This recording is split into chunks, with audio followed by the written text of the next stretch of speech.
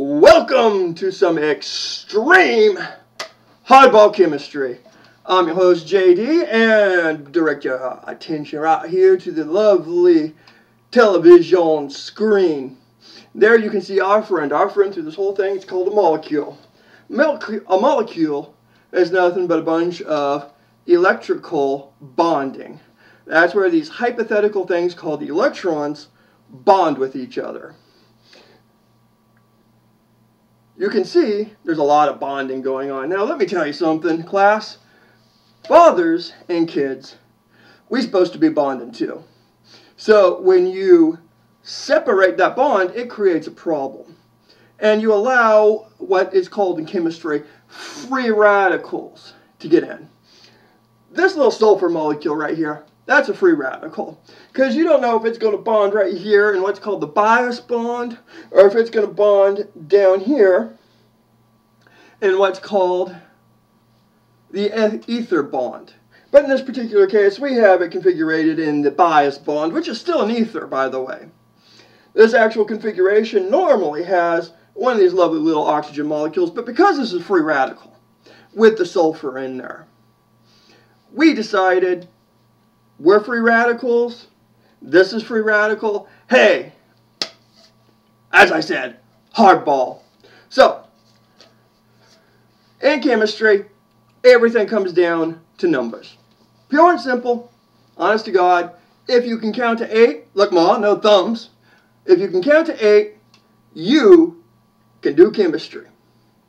I mean, after all, you got hydrogen, helium, and it goes down the line.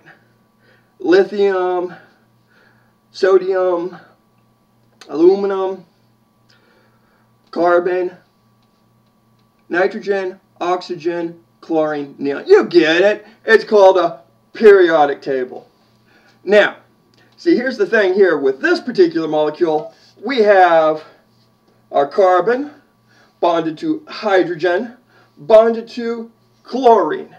Now, you need the magic number of 8 in order to have a hardball bond. The type of bond that's going to hit you a home run. Just like a lot of people think they hit home runs in life.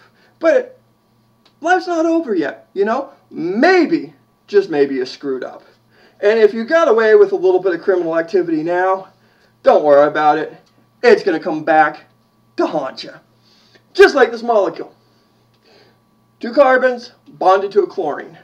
Now there's a very specific naming process for this. You have 2 carbon molecules, that's called an ethyl molecule. There's only a single bond, so it's ethane. Easy enough, right?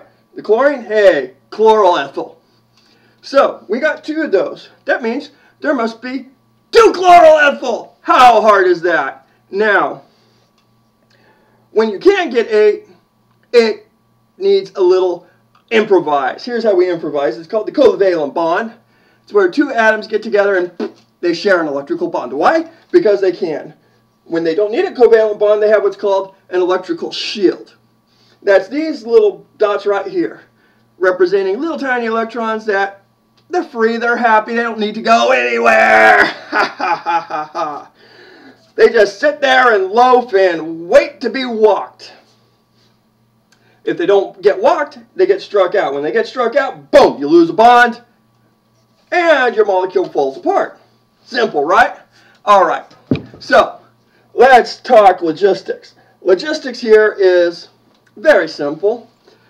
This molecule right here has a very specific name.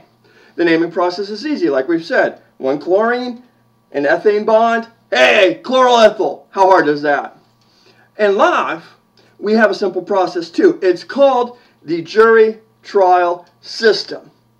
And when you try to get around that jury trial system without actually going to jail, things get dicey. Things got dicey last January when Mr. Peterson, Officer Craig Peterson of Caribou PD to be precisely, got a report that children's photos were being inappropriately posted on the web. He wasn't so concerned about it. I mean, after all, it wasn't like they were naked yet. Lo and behold, 2 weeks later, Officer Peterson, guess what? You tried to circumvent the court system, and it came back to bite you in the ass. Because now you've linked Caribou PD with an investigation on children who were posted naked on the internet. How's that work? Well, you know, I love to tell you, but honestly, I'm more interested in chemistry right now. Because see, as I said, this particular molecule has a name. That name is a little infamous. About as infamous as my ex-wife. My ex-wife, Jennifer Morton, infamous as hell, beat a kid, confessed to it, bitching right now on Twitter because she got caught confessing to it. And, to top things off, she had help. We gave her a chance to come forward and admit that she had help, and just tell us who this help is. We've given the government a chance to come forward and do an investigation. And instead, they just want to act like there's not anything like this out here. Just like they act like this isn't there. But let's be honest. In chemistry, all you have to do is picture the molecule in your mind.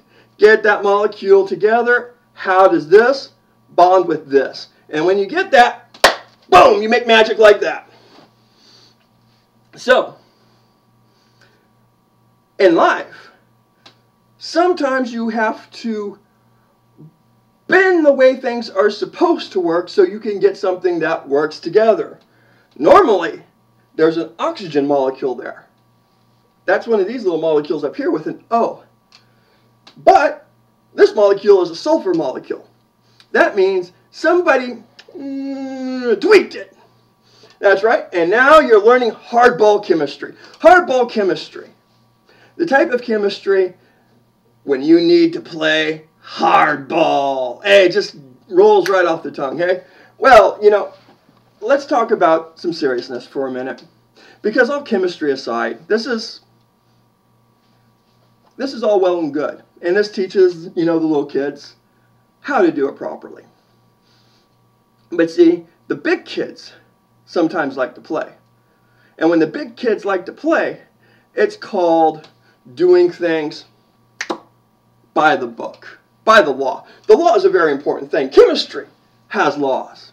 You have the law of covalent bonding. You have the law of eights. Easy, easy, easy ones to remember. Well, here's another one. It's Title 17-A of the Maine Revised Statutes and Annotations. Yes, that's right, folks. We're talking about the criminal code. And we're zeroing in on one called 5, wait for it, 4! That's right. We're not doing 555. We're doing 554. See, in 554, we learned that there's this wonderful thing called a substantiation database. In a substantiation database, if a person has been substantiated, that is, somewhere down the line, they didn't follow the rules, but our government didn't want to follow the rules either. So we're going to blacklist this person, put them on the substantiation database. Don't put them in front of a trial. Don't put them in front of a judge. Don't prosecute them. I mean, after all, we're bleeding heart liberals, and we love to let the bad guy get away. That bad guy is an S. Ironically enough, the people on the substantiation database, they're an S. We don't know who they are. We don't know where they are. We don't know what they've done to kids. We don't know what kids they've done it to. We don't even know who the heck to trust. Because they might have kids. Who's watching them? I don't know. Not me. Certainly not you. Certainly not the cops. So who's watching them? Huh? Some little database down in Augusta that doesn't do crap. I mean, they can't watch everybody. There's 1,500 people annually thrown on that. No, you know, we're back here to simple chemistry, simple laws. The only way that we can protect our kids is to put the people behind bars. And we're talking people like Jennifer Morton, beating her own son, beat other girls, and denies she ever did it. That's right, folks. This has been Hardball Chemistry.